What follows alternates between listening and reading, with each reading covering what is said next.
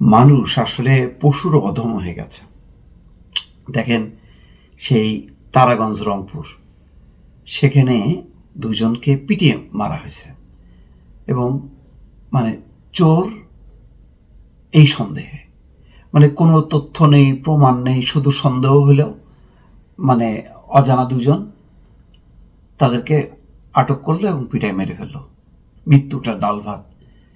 মানে মানুষের কত বিবেক, কি তাদের মানে কাণ্ডজ্ঞান, মানে মানুষ ধরে মেরে ফেলবে, মানে পুলিশের কাছে না, আইন আদালত না, কিছুই লাগে না তাদের।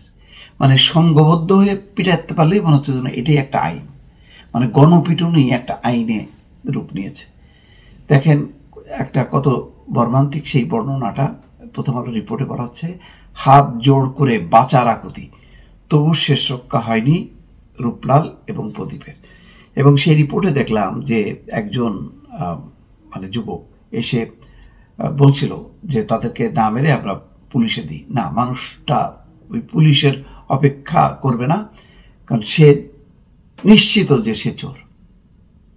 এখন পরিস্থিতি হলো এই যে তাদের লাশ যখন কি গ্রামে গেল, তখন ওই এলাকার লোকজন এখন বিক্ষোভে ফেটে পড়ছে, তারা মহাসড়ক অবরোধ করছে। আর এরা এই লোকজন গ্রেপ্তারের ভয়ে এখন গ্রাম শূন্য। তা আমার কথা হলো যে এই শত শত মানুষ, এরা তো মানুষই, তাই না? এদের কি সম্মিলিত কারোর মধ্যে 8 জন 10 জন বা বেশিরভাগ মানুষের মধ্যে কি একটা বিবেক জাগ্রত হয় না যে আচ্ছা তারা যে চোর, একটু শুনি, মানুষ অপ্রকৃতস্থ হইতে পারে, ভয় পেয়ে যেতে পারে নানা কারণে, সে তখন লোকজন যখন কি চার্জ করে তখন সে ভীত সন্ত্রস্ত হয়। আর কেউ একজন ডাক দিল চোর চোর, বাস হয়ে গেল সে চোর। কি অদ্ভুত ব্যাপার! এরকম কতগুলো ঘটনা ঘটছে, শুধুমাত্র সন্দেহের বশে মানুষকে মেরে ফেলা হচ্ছে। যখন তখন যেখানে সেখানে আপনার কোনো নিরাপত্তা নেই। আপনি যে কোথাও বেড়াতে যাবেন, অজানা অচেনা জায়গায় যাচ্ছেন বেড়াতে, ঘুরে আসি, আপনাকে চিনবে না, জানবে না, লোকজন এসে বললো যে এই তুই কে, আপনি ভয় পেয়ে গেলেন, বাস বলে দিল যে চোর, বাস আপনার মৃত্যু সেখানে। এভাবেই তো হচ্ছে। মৃত্যুর হাত থেকে বাঁচতে হাত জোড় করে আকুতি জানিয়েছিলেন রূপলাল দাস এবং প্রদীপ লাল, কিন্তু মন গলেনি সেখানে উপস্থিত থাকা লোকজনদের। চোর সন্দেহে পিটুনি দিয়ে তাদের হত্যা করা হয়। তাদের হাত জোড় করে অনুনয়ের একটি ভিডিও সামাজিক যোগাযোগ মাধ্যমে ছড়িয়ে পড়েছে। আজকাল ভিডিও করে সবাই, ঘটনা ঘটতে থাকে, বাঁচানোর চেয়ে সে ভিডিও করতে ব্যস্ত থাকে। এটাও দেখেন কত নির্মম একটা পাশবিক মনোবৃত্তি। আপনার সামনে মারা যাচ্ছে, আপনি ভিডিও করতেছেন, সেই নির্মম দৃশ্যটা আপনি ধারণ করতেছেন। আপনার মনোবৃত্তিটা কোথায় যে পৌঁছেছে দেখেন। রংপুরের তারাগঞ্জ উপজেলার সয়ার ইউনিয়নের বটতলা এলাকায় পিটুনিতে নিহত 2 ব্যক্তি হলেন তারাগঞ্জ উপজেলার কুরসা ইউনিয়নের ঘনিরামপুর গ্রামের রূপলাল দাস 40 এবং তার আত্মীয় মিঠাপুকুর উপজেলার বালুয়াভাটা গ্রামের বাসিন্দা প্রদীপ লাল 35। ভিডিওতে দেখা যায় স্থানীয় কয়েকজন রূপলাল এবং প্রদীপকে ভ্যান সহ আটক করেন। তাদের ভ্যান থেকে একটি প্লাস্টিকের বস্তা বের করে নাম পরিচয় জানতে চাওয়া হয়। এক পর্যায়ে উত্তেজিত কয়েকজন তাদের মারতে উদ্যত হলে মেহেদি হাসান নামের একজন যুবক বাধাও দেন, পুলিশে খবর দেওয়ার কথা বলেন। তখন রূপলাল বলেন, আমি চোর না, ডাকাতও না, মুচি তারাগঞ্জ বাজারে জুতা সেলাই করি। আহারে বেচারা, একদম মানে গরিব মানুষ, মুচি মানে জুতা সেলাই করে বাঁচে, হ্যাঁ, জীবিকা নির্বাহ করে। তবে উপস্থিত এক ব্যক্তি উচ্চস্বরে বলেন, তুই চোর, ডাকাইতের বাপ। দেখেন কিভাবে উস্কানি দিয়ে এই লোকটা মানে উদ্বুদ্ধ করলো মানুষজনকে যে ধর, মার পিটে ফেলা। আসলে এটা হয়েছে যে এই যে চুরি ডাকাতি রাহাজানির ফলে মানুষের মধ্যে একটা অসহিষ্ণুতা, যে তারা মনে করতেছে যে মানে চোর ডাকাতের কোনো বিচার হয় না, এদের উপদ্রব বাড়ছে, ফলে আমরাই বিচার করে শেষ করে দেব চোর।